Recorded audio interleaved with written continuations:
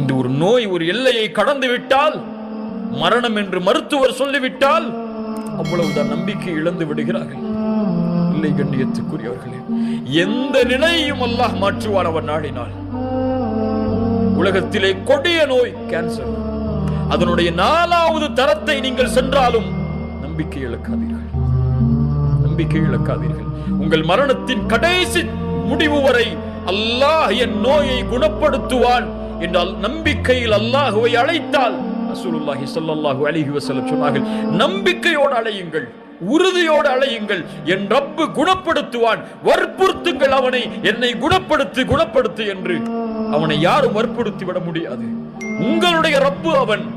وَإِذَا سَأَلَكَ عِبَادِي عَنِّي فَإِنِّي قَرِيبٌ. என்னை பற்றி கேட்டால் நபியே நீங்கள் சொல்லுங்கள், நான் அவர்களுக்கு அருகாமையில் இருக்கிறேன்.